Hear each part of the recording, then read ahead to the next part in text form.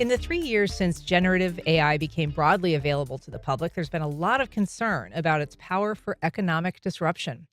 My guest today says that while AI impacts are real, there are also real limits to its impacts in the workplace.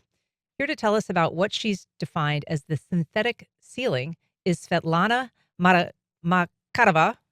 I'm working on it. Yes. Makarova. So Svetlana Makarova, she's an AI strategist and a product leader at Mayo Clinic. She's also a keynote speaker at the upcoming TEDxJacksonville event. Svetlana, thank you so much for being here. Thank you so much for having me. So your interest in all things AI and the work that you do sort of began early in life. You kind of had an early interest in psychology, and that pursuit and that interest sort of broadened into what you do now. Can you help us understand sort of what your early fascination was and what the connection is to the work that you do today? Yes. So I've always been fascinated by psychology, understanding humans, understanding how we interact with each other.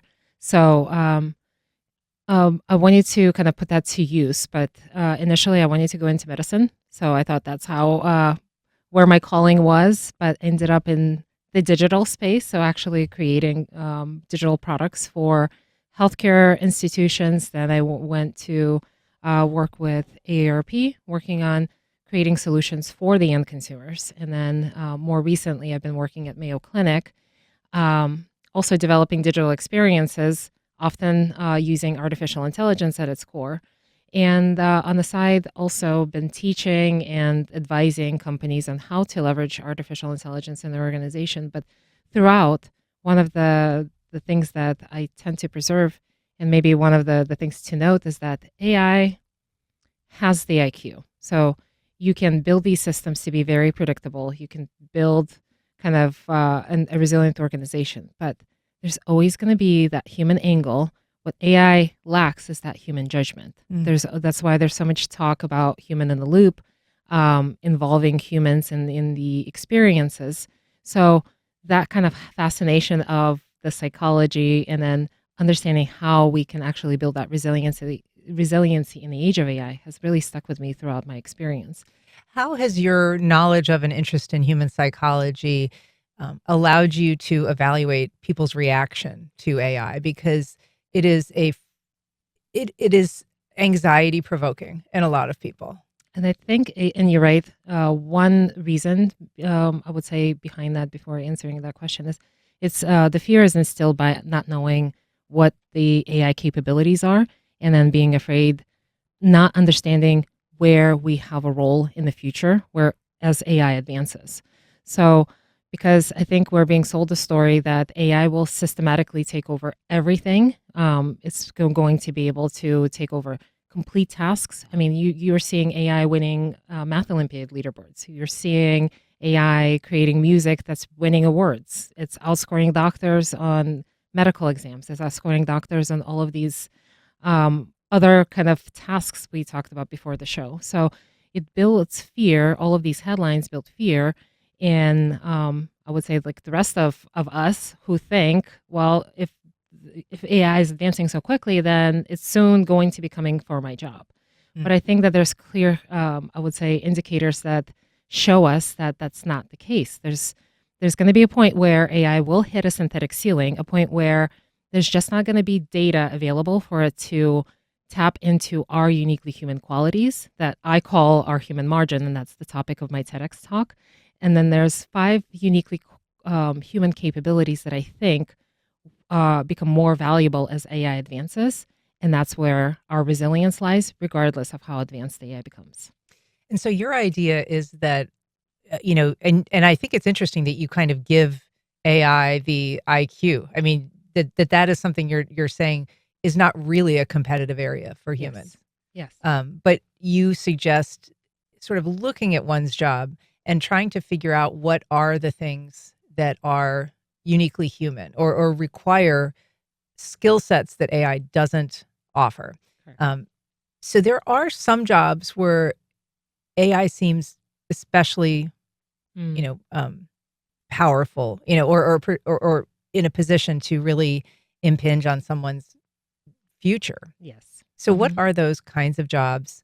And are there ways, even in the context of those jobs or careers, that people can build up a little bit of resilience to remain valuable in their job? Yes.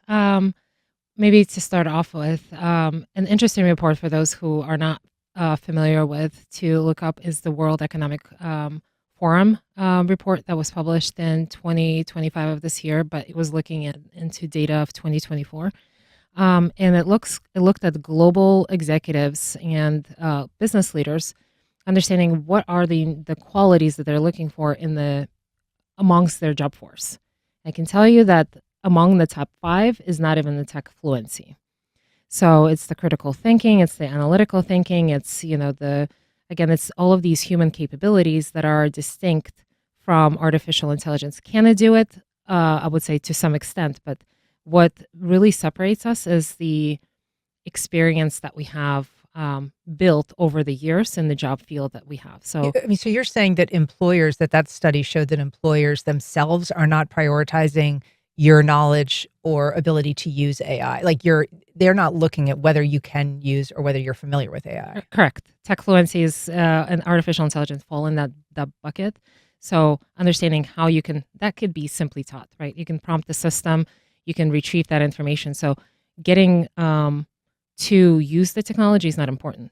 Understanding how you could actually be, whether you're a critical thinker and how you can actually use the domain expertise within the industry that you're applying it.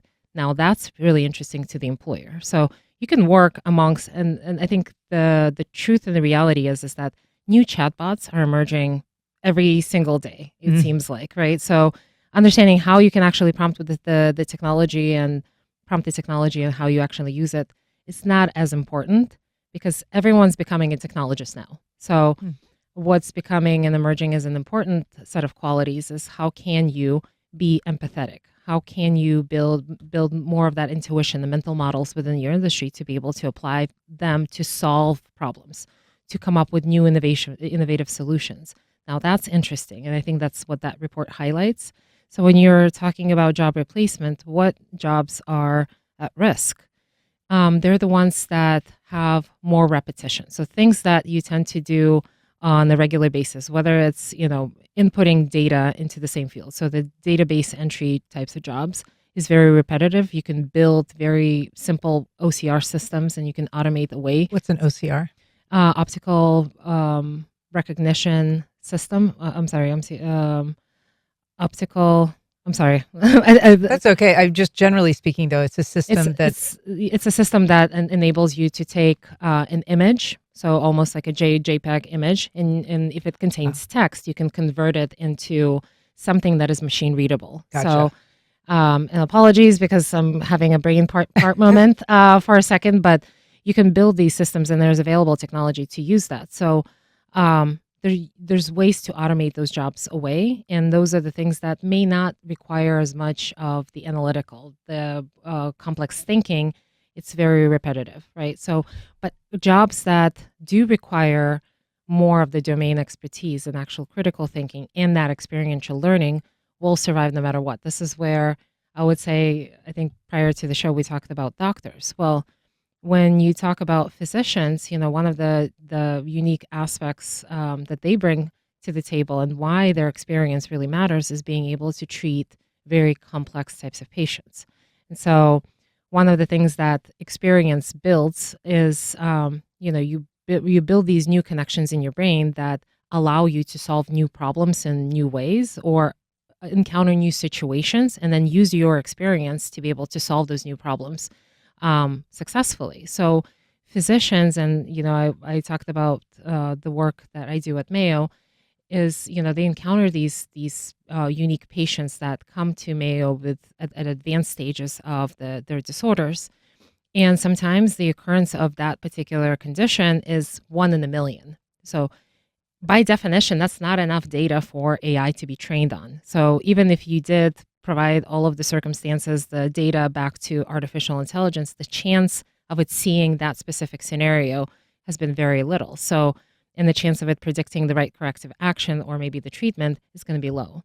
But you hand that patient to a provider who has been treating patients with different ramifications of that particular conditions, and they've seen all different angles of treating that condition, they're much more successful and encountering that new situation and then being able to treat that patient successfully, which they didn't need the data. They needed the experience, they needed the critical thinking, they needed the human connection and understanding what's actually happening with the patient to be able to ask specific questions to get to the root cause. AI can't do that. And those are the types of jobs that is going to be always going to be hard to replace. If you're just joining us, we are talking to TEDx keynote speaker Svetlana Makarova about the promise and peril of AI in the workplace. You can join our conversation by giving us a call at 904-549-2937. You can also email comments or questions to firstcoastconnect@wjct.org, or you can reach out on social media. So practically speaking, you work at Mayo, for Mayo. You also consult on a much wider basis for a lot of companies. But when you have a healthcare provider that is looking to integrate AI into its systems for efficiencies, for example, what are you trying to, what is the first thing that needs to kind of be a green light for you say, this is an appropriate use of AI, this is an inappropriate use of AI? How do you know if it's going to satisfy Mhm. the need of the user or the educator or the patient or whoever is involved? A lot of the solutions that I've been focusing on have been more provider facing. So, and it's kind of interesting in that, we are always designing these systems to be of convenience to the provider, but ultimately they're the decision makers behind the tool. So, some of the things that we've kind of developed were preparing a provider for an appointment, where we're curating a lot of the data and we're summarizing the data that they need to see for the patient. Whether they choose to use that tool or the insights from that report is really up to them. We give them the optionality to see it, but the decision behind whether or not to use those types of tools is always behind the human. And same thing, when you give the providers the optionality, whether they want the convenience of us doing the work and automating a lot of that curation, something that we've learned that they're already doing. Maybe they don't trust the tool. They can always go back to the system of record, which is the electronic healthcare system, and to be able to curate that data themselves. But once we start build trust with them that the system actually does something that they are already doing, and then they can trust the results that we've output, they can start to provide, they can start to lean in more into our tool. But that optionality, I would say, is going to be key, not to force, especially, end users into a specific workflow. When I haven't worked on clinical decision tools specifically, but even in the clinical decision tool space, there's always going to be that optionality. And this is why electronic health record systems require providers to sign off on specific decisions, whether they're orders placed, whether they're discharging a patient, whether they're, signing off their clinical notes. The decision, even in our traditional systems, the way healthcare is built, is always behind the human. So, and one of the things that we've been told pretty early, so even if we do create tools that can automate some of that order placement and things like that, you would always require a human to be able to make that last point decision, because they need to make sure that the decisions or the recommendations of these AI systems are done kind of meet their experiences, meet their expectations, and meet their kind of recommendations themselves. We are seeing more and more systems that in instances where people delegate too much, and I feel like companies and individuals are being burned by that as well. When you just automate away, the summarization, automate away the reporting. I think either McKinsey or Accenture was recently even sued over a case where, they trusted the report and they submitted it as their kind of own to one of their clients, and they got, in trouble for that. And the reason why they got in trouble is because some of the sources that were mentioned in those reports were hallucinatory, so they never really existed. Yeah. We had another case with law and things like that. So I think individuals are really smart. I think that there's a stat that 90% of people are already using artificial intelligence. They know the kind of the downsides and the downside impact. So as technologists, the key problem that I'm also solving, in addition to solving an actual problem, business problem, is actually building trust with AI so that they can trust these systems. So early on, you do really need to provide optionality to build that trust and to build that kind of confidence in these systems. I want to ask you about, kind of referencing, for instance, somebody who's using it in a legal environment, citing cases Hmm. that didn't exist, or Oh, somebody in a yes. business environment citing, examples of something that didn't exist or Hmm. proofs that didn't exist.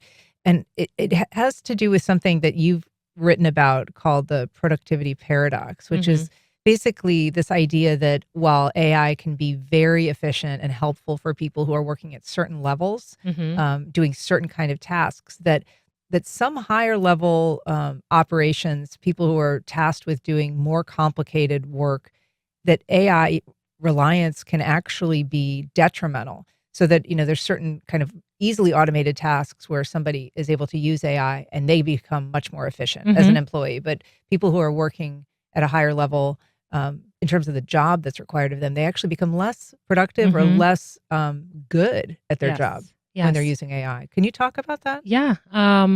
There's actually two studies to kind of that end up at the same conclusion. Basically, one that studied tasks that were given to, I believe they were consultants who were using artificial intelligence to do some specific research. One were using, the control group were not using generative AI, the other group was using generative AI. Um, and the distinguishing factor, another angle that they brought to it is the experience. So, how senior these consultants were versus how new to the organization. So, these novices. So, they noticed that AI was able to amplify novices kind of levels and skills. So they were able to complete tasks faster, but the output of the quality of their output was significantly higher and would almost match what the expert would be able to produce. So you could see a huge gain over people who are less experienced in their field. They're just coming in from college or whatever. But the novices have the experience. They know the kind of the judgment in their field. They have kind of the analytical thinking that they can apply. So they're much more judgmental towards the AI output. So they weren't as trusting, I would say, to a lot of the findings that they were producing. But ultimately, they were slower, and the amplification they saw with the quality of their work was significantly smaller because, again, in cases it would slow them down because of that judgment. But two, they already kind of knew their stuff. So then the amount of help they needed from AI was not as large as someone who was just coming new in the field. There's a different study that was done with, I would say, with the coders. So another common application within AI space is using it for coding, so programming. And they also did a control group that was using no Gen AI, and then the other one was who was using Gen AI. And the hypothesis was is that, oh well, since AI has been so great at coding, these both of these groups are going to be great at improving kind of the quality of their work. What they actually found is that AI slowed those groups down. And so instead of actually improving efficiency and the speed at which they're developing, it actually slowed those groups down. If you think about it again, they had some experience to be able to drive through code. So AI is not great at writing end-to-end applications. So they spent more time deciphering what Mm. the AI produced than the time it would actually take for them to write the entire code themselves. So that's kind of the interesting angles that we're kind of seeing is that it does improve people who are newer to the field, so it helps them improve and in their quality and maybe learn new things. Um, but the other angle is that it does tend to slow down experts or Mhm. people who already have the experience and the build.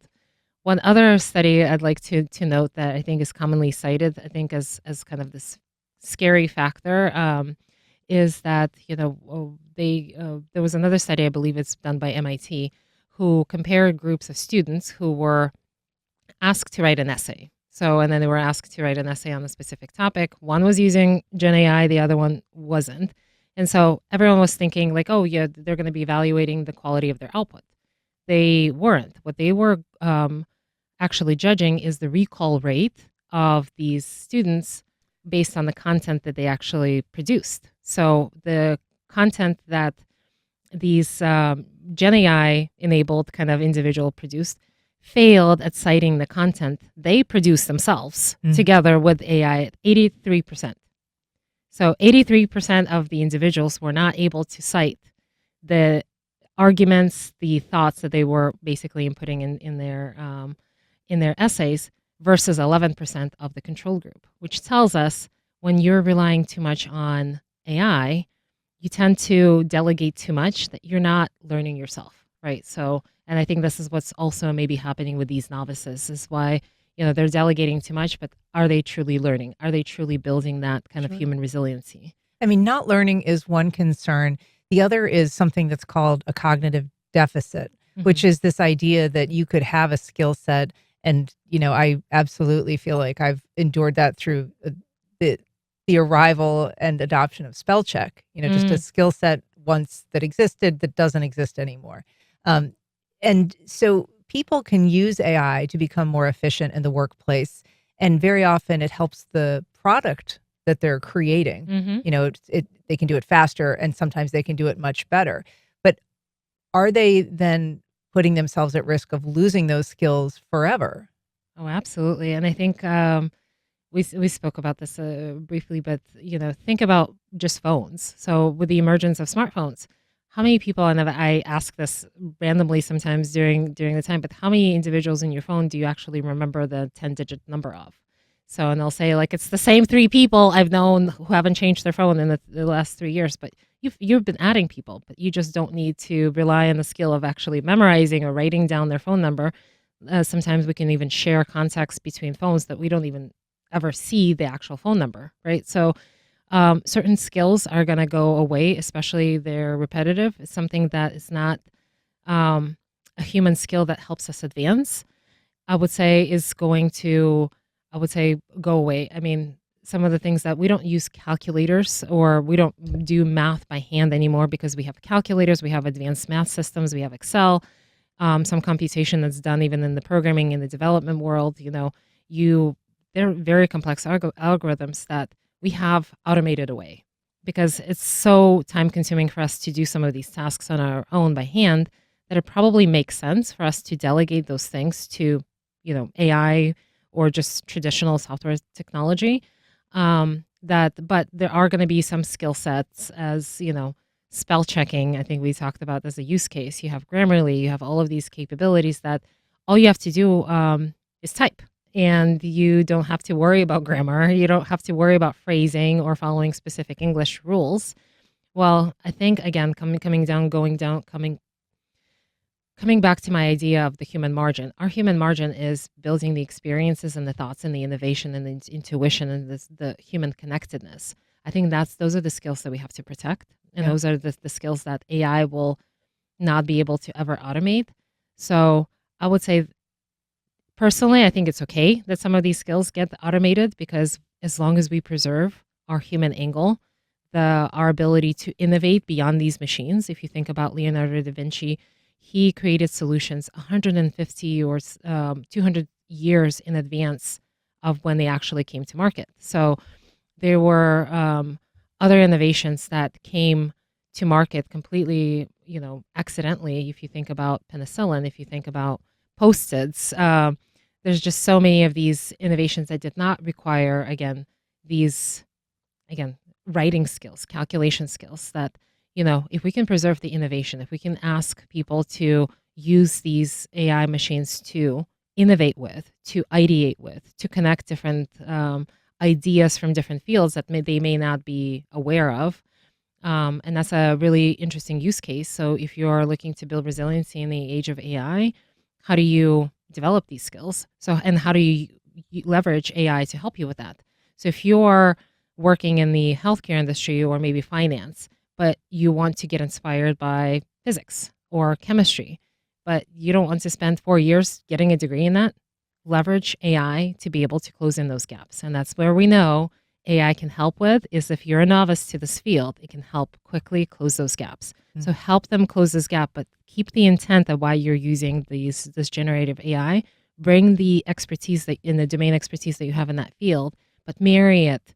Again, use AI as a collaborator to close the gaps that you have to be able to innovate and then really push your ideas further over those boundaries. And that is great advice if you're trying to kind of expand into another area of Yes. expertise. But just the skill set of being, for instance, an innovator, because we know that AI is quite effective for people.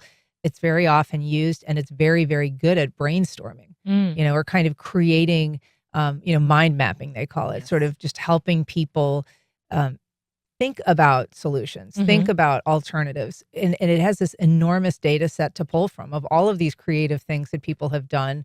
And so at what point does that break from being, an effective tool to being a detriment if your power of innovation and the role of creativity in your job, whatever you do, is important to maintain that human advantage? Mhm.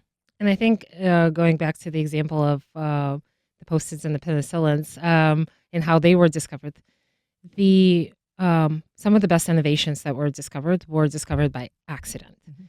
And so the human, uniqueness comes from the randomness, from the imperfections that we have. And again, um, AI is the opposite of that. It has a specific goal. It predicts patterns. It optimizes and minimizes error. It looks for perfection. So where we shine, I would say, as humans, is preserving those failures. So again, post-its wouldn't have been invented if someone didn't fail at creating an adhesive glue that was not just as sticky as that they would have hoped. Right. They're perfect for a Post-it, but they're not good for anything that they were initially being designed for. Yes, 3M, I think, were looking for a super adhesive, and then they ended up finding this weak adhesive, and and I completely accidentally discovered that this was a thing. AI would have thrown out that experiment and said, no, we need to optimize for a Yeah. super glue, Yeah. disregard that experiment. But that's where most of the innovations are born. Think about, again, penicillin. There was mold that contaminated the petri dish sample that killed the bacteria that made a scientist think, oh, that's not a failed experiment. We shouldn't throw that out. We should look into it. Yeah. Right. So those are, I would say, the innovations that the failures, I would say, are our competitive moat. And I say it's never a failure. It's either a learning or a success. You never fail. You're always kind of learning. And that's the opposite frame for how these AI systems are optimized and trained. You're looking for predictable patterns within the data that it's been trained on.